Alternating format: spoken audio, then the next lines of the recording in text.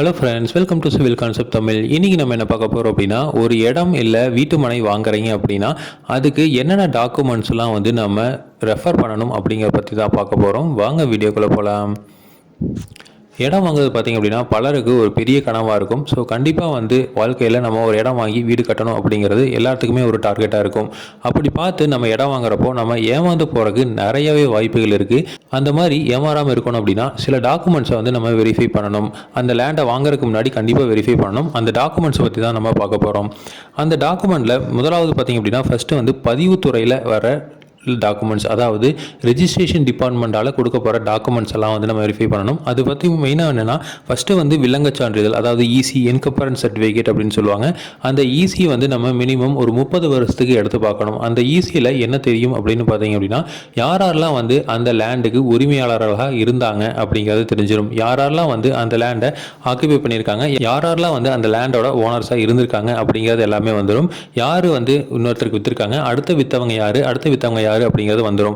இப்போ நமக்கு இந்த லேண்டை விற்கிறவங்க பேர் அதில் கடைசியாக வந்திருக்கா அப்படிங்கிறத செக் பண்ணிக்கணும். ஒரு சில டைம் வந்து ஒரே லேண்டை 2-3 பேருக்கு விற்கிறாங்க, இல்லை அந்த ஓனருக்கே தெரியாமல் அந்த லேண்டு வந்து இன்னொருத்தர் பேர் ரிஜிஸ்டர் கூட ஆயிருக்கலாம். அப்போ இருக்கிறப்போ நம்ம ஈஸியாக எடுத்து பார்த்துக்கிட்டோம் அப்படின்னா நம்மளுக்கு வந்து கரெக்டாக வந்து இவங்ககிட்ட தான் வாங்குறோமா அப்படிங்கிறது தெரிஞ்சிடும்.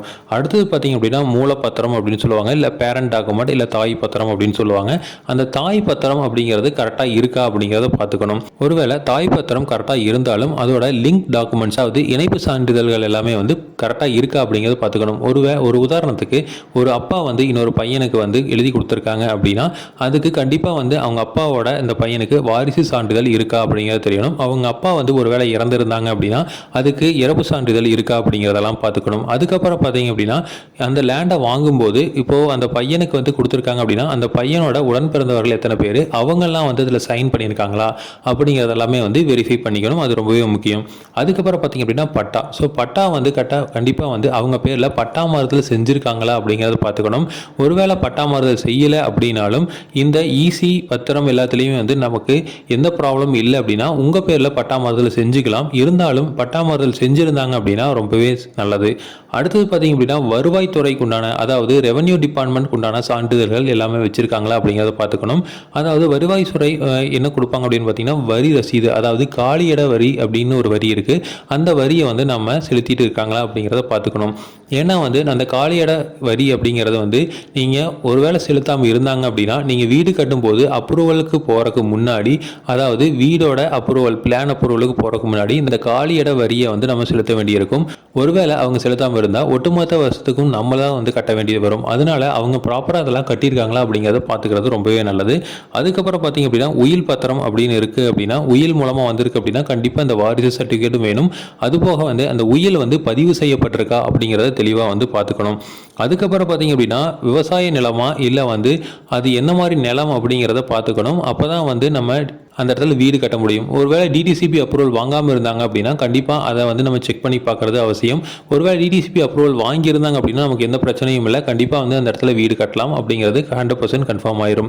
ஸோ டிடிசிபி அப்ரூவல் இல்லாத லேண்டை இப்போ வாங்காமல் இருக்கிறதா நல்லது. ஏன்னா வந்து நாளைக்கு ட்ரைனேஜ் ஃபெசிலிட்டிஸாக இருக்கட்டும், வாட்டர் கனெக்ஷனாக இருக்கட்டும், இபி கனெக்ஷனாக இருக்கட்டும், எல்லாமே வந்து டிடிசிபி அப்ரூவல் இருந்தால் தான் தருவோம் அப்படின்னு சொல்லிட்டாங்க அப்படின்னா ரொம்பவே வந்து சிரமமாயிரும். அதனால டிடிசிபி அப்ரூவல் வாங்குறது வந்து ரொம்பவே முக்கியம். அடுத்தது பார்த்திங்க அப்படின்னா நமக்கு பத்திரத்தில் இருக்கிற அளவுகளும் அந்த ஃபீல்டில் இருக்கிற அளவுகளும் எஃப்எம்பி அப்படின்னு சொல்கிற ஃபீல்டு மெஷர்மெண்ட் புக்கில் இருக்கிற அளவுகளும் ஒரே மாதிரி இருக்கா அப்படிங்கிறத என்ஷூர் பண்ணிக்கணும். ஒருவேளை பத்திரத்தில் 60 அடி நீளம் 40 அடி அகலம் இருந்தது அப்படின்னா நீங்கள் ஃபீல்டில் போய் பார்க்குறப்போ வெறும் 36 அடியும் 54 அடியும் தான் இருக்குது அப்படின்னா நமக்கு வந்து இடம் வந்து நமக்கு வேஸ்ட் ஆயிரும். அதனால் பார்த்தீங்க அப்படின்னா அந்த சர்வேயர் இருப்பாங்க, அந்த சர்வேயரை கூட்டிகிட்டு போய் நீங்கள் கரெக்டாக அளந்து பார்த்து லேண்டில் இருக்கிற அளவுகளும் எஃப்எம்பியில் இருக்கிற அளவுகளும் பத்திரத்தில் இருக்கிற அளவுகளும் ஒரே மாதிரி இருக்கா அப்படிங்கிறத என்ஷூர் பண்ணிக்கிறது ரொம்பவே முக்கியம். அப்போ தான் வந்து உங்களோட இடம் வந்து வேஸ்ட் ஆகாமல் இருக்கும். ஸோ இது எல்லாமே வந்து நீங்கள் கன்சிடர் பண்ணி தான் ஒரு வீடோ இல்லை ஒரு மனையோ வந்து வாங்கணும். ஸோ வீடு வாங்குறப்போ பார்த்தீங்க அப்படின்னா அந்த வீட்டுக்கு உண்டான மதிப்பும் அந்த வீட்டுக்கு உண்டான தரமும் வந்து நம்ம செக் பண்ண வேண்டியது இருக்குது. அந்த வீடு வந்து எவ்வளோ குவாலிட்டியாக இருக்குது, இன்னும் எவ்வளோ வருஷத்துக்கு வந்து அந்த வீடு தாங்கும் அப்படிங்கிறதையும் பார்த்துக்க வேண்டிய அவசியமாக இருக்குது. ஸோ இதெல்லாம் செக் பண்ணிட்டு தான் ஒரு மனையோ இல்லை ஒரு வீடோ வந்து வாங்கணும். இதே மாதிரி இன்ஃபர்மேஷன்ஸ் உங்களுக்கு தொடர்ந்து வேணும் அப்படின்னா எங்கள் சேனலை சப்ஸ்கிரைப் பண்ணுங்கள். தேங்க்யூ.